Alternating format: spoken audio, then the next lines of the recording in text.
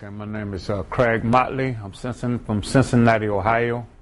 I'm 55 years of age, and I got to show Mr. Brady I learned a little bit in his classroom.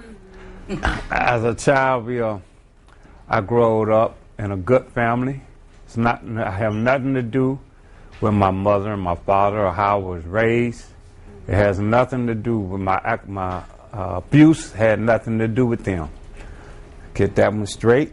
So, really, what I want to say today is that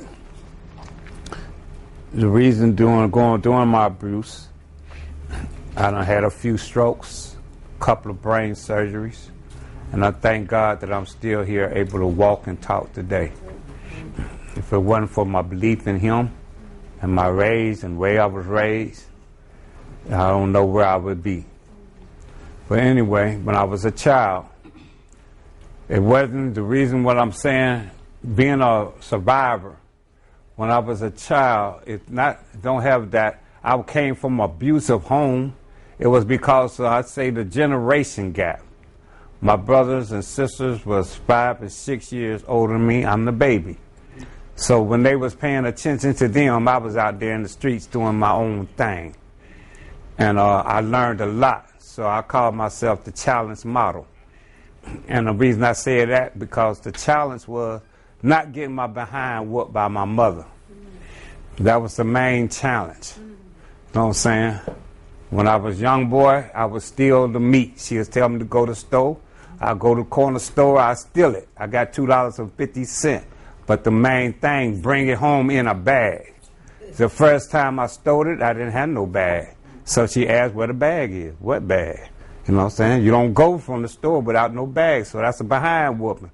So once you get that behind whipping, you learn to get a bag from now on. I do that right now to this day.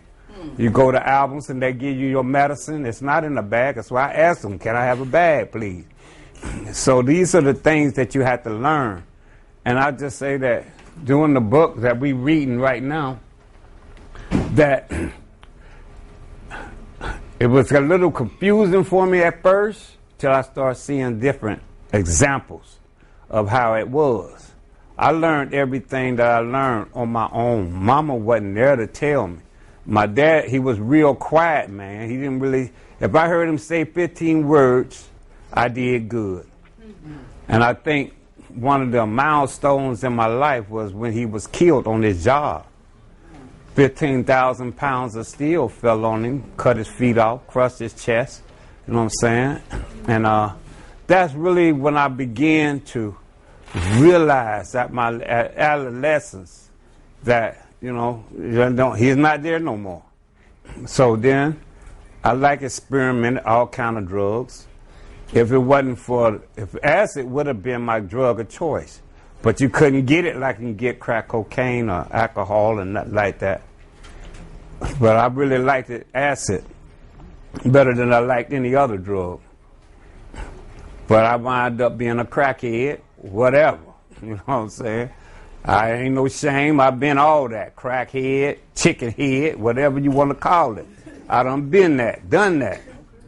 And like I said, it was just a road back and forth to prison. But it took me 28 years before I went to jail for the first time in my life. I'm going to go up to Clearwater and rob all them ladies up there at the 500 building. I'm going to take their money. But it was all right, you know what I'm saying? But until I told somebody, if I hadn't have told nobody, I probably would have got away with it. Don't never tell nobody what you're going to do. Don't let your left hand know what your right hand doing. So I did pretty good.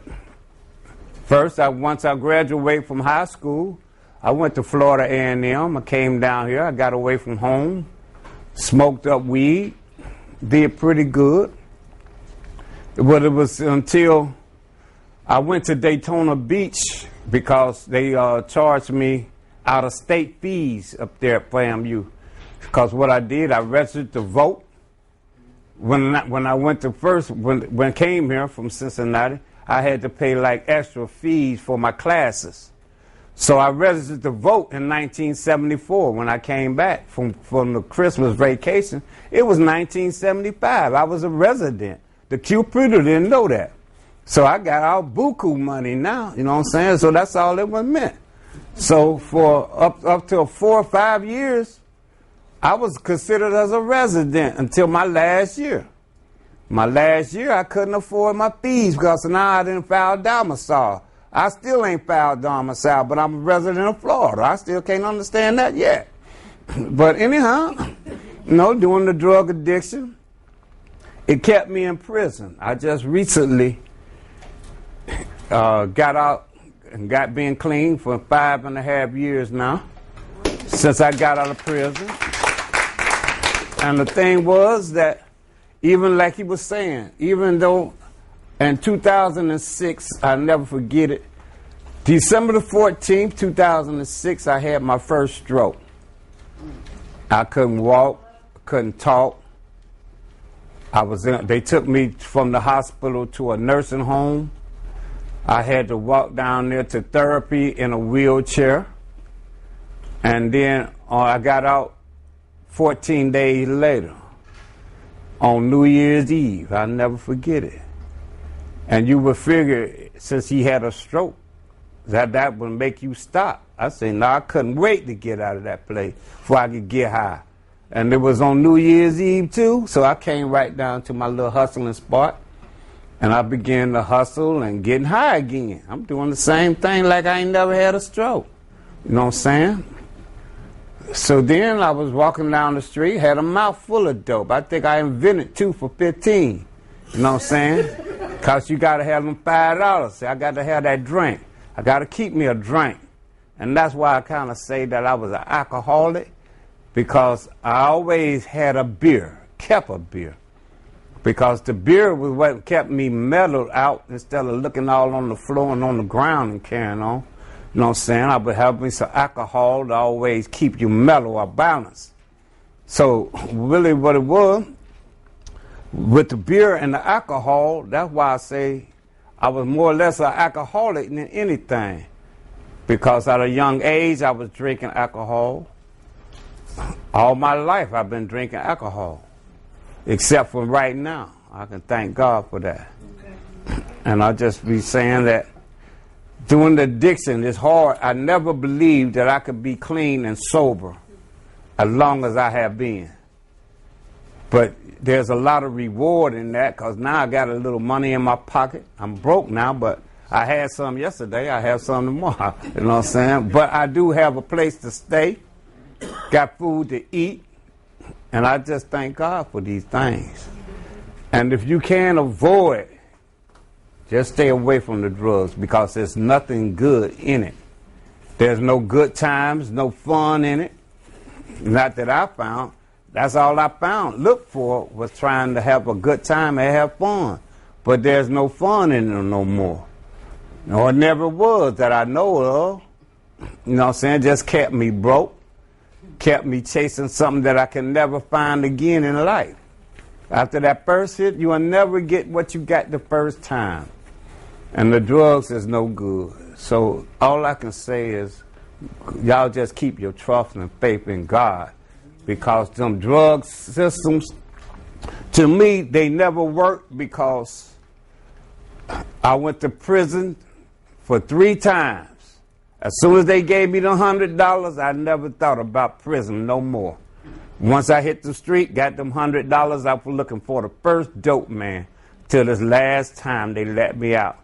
They gave me them $100, and I prayed to the Lord. I told him, let me get me off this garbage. It wasn't no need of going back smoking. They took the smoking from me, the alcohol from me, and the drugs from me. So there wasn't no need of me coming out after staying in the county jail for a year. So they gave me a year and a day. But I stood there fighting it 10 months. So that's already a year right there in the county. The 10 months. So I said, can I still get the year and a day? She said, yeah, we give you the year and a day. So they sent me up there to Orlando, to the reception center. I did 30-something days up there. I went to went to jail on May the 30th. I think it was I don't forgot the years on it. But I'm telling you, 7 days later, 7 days, I would have stayed there a whole year, day for day. But they gave me 7 days gain time, which put me out on the 23rd. And I've been clean and sober ever since. And I thank God. Matter of fact, I had a stroke in the county jail. And that's the worst place you ever want to have a stroke in. Because you swear you go die and they go sit there and look at you crazy to try to get some help. I'm sitting up there dying and I'm begging for some help. And they got to go through all these channels before they can get me to a hospital. And then they handcuffed me to the bed while I was in the hospital. So it's not nothing good that's going to come out of addiction. And I believe that my addiction had a lot to do with the strokes that I have. And I'm telling you, it's nothing that I'm proud of. It's nothing that I'm ashamed of, because it learned me a valuable lesson on how to treat people, because I never treated people wrong because of crack cocaine. Especially our sisters. You know, the brothers think they can just treat a sister any kind of way because she's addicted and make her do anything. And that's wrong, because I got a daughter. If I catch someone mess with my daughter like that, it'd be something else we had to go through. So we need to treat one another like we got some sense, you know what I'm saying, and help one another and lift each other up, you know what I mean? And I just thank for this opportunity, and I hope that it could help somebody to turn a drug or a drink or whatever, turn it away. And God bless you. Thank you.